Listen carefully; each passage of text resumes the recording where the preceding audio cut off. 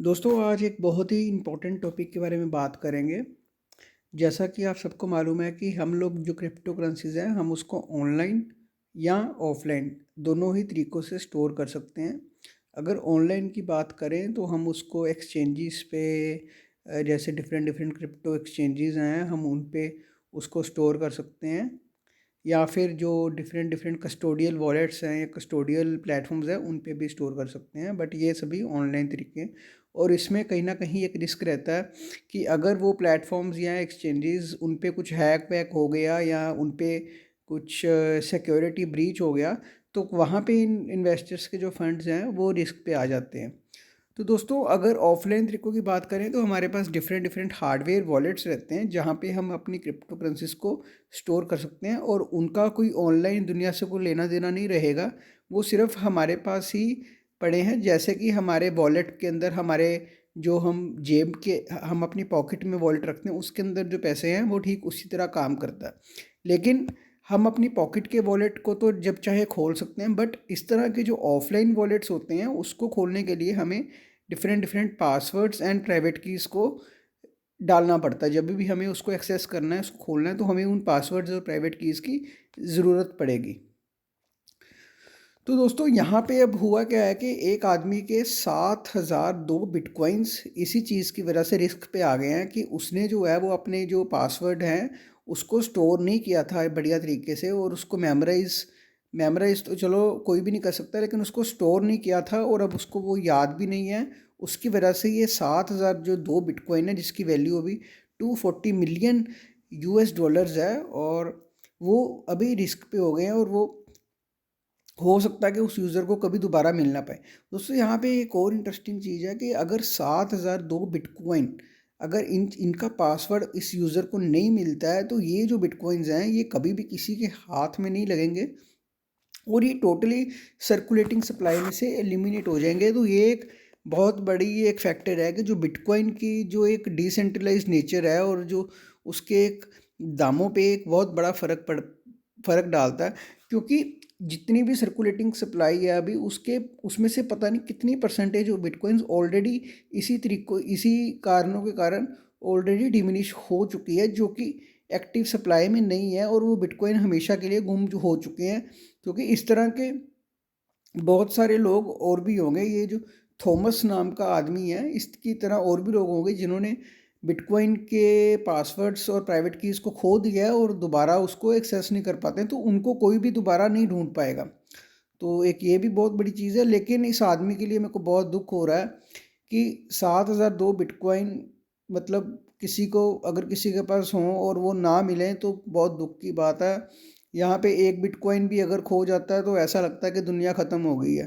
तो यही रीज़न है कि ये वीडियो मैं आपके लिए बना रहा हूँ कि आपको इसकी इम्पोर्टेंस के बारे में पता लगे। क्योंकि आज भी अगर नॉर्मल इन्वेस्टर्स की बात करें जिनके पास 0.1 बिटकॉइन हो या 1 बिटकॉइन हो, उन लोगों के साथ भी ऐसी स्टोरी होती है कि जब वो स्टोर करते हैं तो वो ध्यान नहीं देते हैं कि हाँ ठीक है, कहीं लिख के रख लिया और बाद में देखा जाएगा। और ऐसी नेग्लिजेंस की वजह से कल को बहुत भारी नुकसान उठाना पड़ सकता है, ख़ास करके कोई ऐसा एसिड जिसकी कीमतें जो हैं वो 5 गुना 10 गुना हो रही हैं।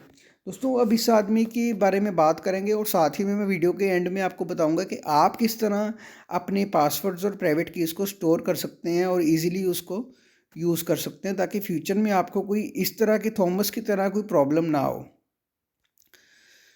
दोस्तों अभी क्या हुआ कि ये एक आदमी जो है ये प्रोग्रामर है सैन फ्रांसिस्को का। इसने 2011 में किसी के लिए एक वीडियो बनाई थी, educational video, what is bitcoin के नाम पे। और इसको उसके बदले में इसके काम के बदले में 7,002 बिटकॉइन मिले थे जिसकी कीमत तब $7-8 थी। और इसने उस बिटकॉइंस को अपने जो इसको स्टोर किया था एक वॉलेट में, और उस वॉलेट की जो कीज़ है इससे गुम गई। बट अभी उसकी प्राइस जो है वो उन बिटकॉइंस की जो तब डॉलर्स में थी वो अब मतलब थाउजेंड्स ऑफ डॉलर में है। तो उसकी अभी कीमत टोटल बिटकॉइन की कीमत बन गई 240 मिलियन US डॉलर्स। काफ़ी बड़ी अमाउंट है। दोस्तों जो ये वॉलेट था इसका नाम था आयरन की, जो कि यूज़र को मतलब 10 पासवर्ड्स का अटेम्प्ट करने का मौका देता है। अगर वो उस अगर वो यूज़र 10 बारी फेल हो जाए तो वो उस कंटेंट को एनक्रिप्ट कर देंगे। ठीक है, अभी क्या हुआ कि उसने 8 पासवर्ड्स का तो यूज़ कर लिया है बट वो फेल हो गया है। तो अगर वो 2 पासवर्ड्स का और यूज़ कर ले और वो फेल हो गया, वो गलत पासवर्ड्स हुए, तो मतलब कहानी ख़त्म। तो वो बिटकॉइन को दोबारा कभी एक्सेस नहीं कर पाएगा।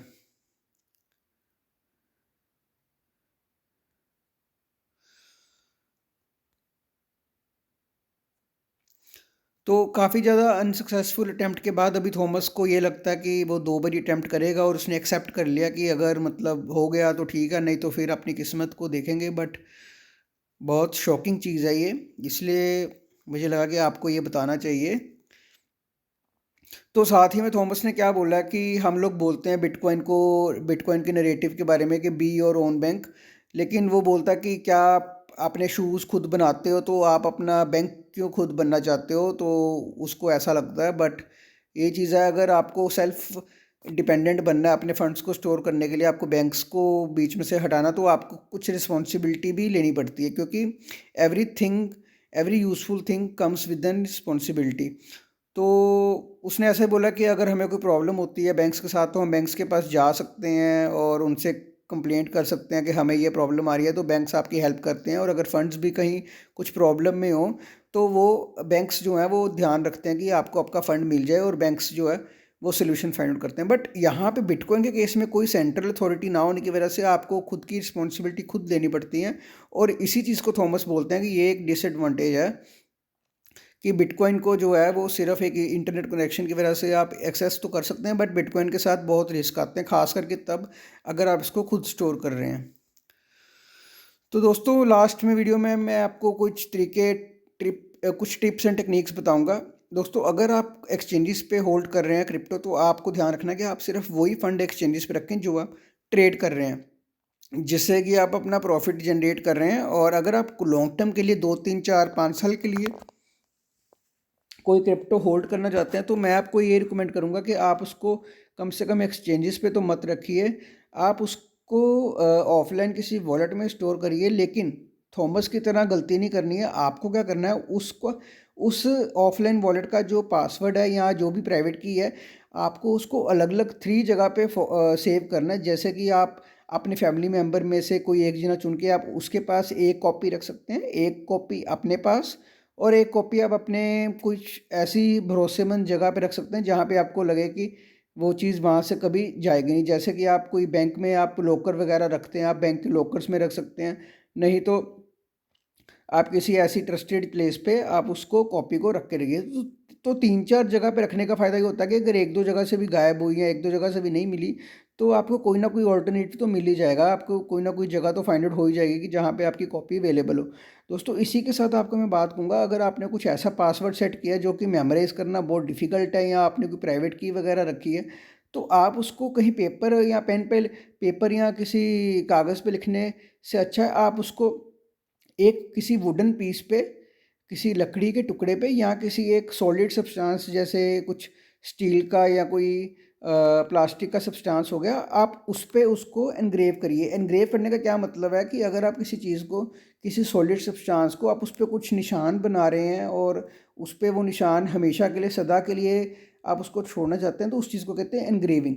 फॉर एग्जांपल आप किसी स्टील के टुकड़े पे आप किसी मटेरियल को यूज़ करते हुए, वैसे तो ये चीज़ थोड़ी कॉम्प्लिकेटेड होगी क्योंकि स्टील पे लिखने के लिए आपको कुछ प्रोफेशनल टूल्स की ज़रूरत पड़ेगी, जो कि आप बाज़ार से या किसी ऐसे आदमी से करा सकते हैं जो इस चीज़ में है। नहीं तो आप इजीली कुछ ऐसी लकड़ी पे या वुडन सब्सटेंस पे आप इजीली उसको किसी शार्प सब्सटेंस से, तीखे सब्सटेंस से आप उस पर इनग्रेव करके लिख सकते हैं, ताकि वो चीज़ जो है वो हमेशा के लिए वहाँ पे विजिबल रहे। क्योंकि पेपर पे और बाकी चीज़ों पे लिखने का ये नुकसान है कि पेपर जो है वो टाइम के साथ साथ 2 साल 3 साल बाद जो है वो अपनी क्वालिटी रिड्यूस करता है, और उस पर हो सकता है कि उस पर कुछ पानी वगैरह गिर जाए या कोई चीज़ वगैरह गिर जाए, तो वो चीज़ जो है वो मिस आउट हो जाए और वो एरेज हो जाए। तो इसलिए रिकमेंडेड है कि आप एक जो कॉपी है वो किसी सॉलिड सब्सटेंस पे, वुडन पे या स्टील पे, किसी भी ये सब्सटेंस पे जो आपको मालूम है कि यहाँ से ये मिटेगा नहीं और ये हमेशा के लिए रहेगा, तो उस चीज़ पे भी लिख के रखिए। तो दोस्तों उम्मीद करता हूँ आपको वीडियो ये नॉलेजेबल और इन्फॉर्मेटिव वीडियो लगा होगा। और ऐसी वीडियोस के लिए दोस्तों चैनल को लाइक करना और सब्सक्राइब करना। और दोस्तों कमेंट करके ज़रूर बताना कि आपको कौन सी क्रिप्टो के कौन सी प्रॉब्लम्स आ रही हैं आप, और आप किस चीज़ पे नेक्स्ट वीडियो चाहते हैं।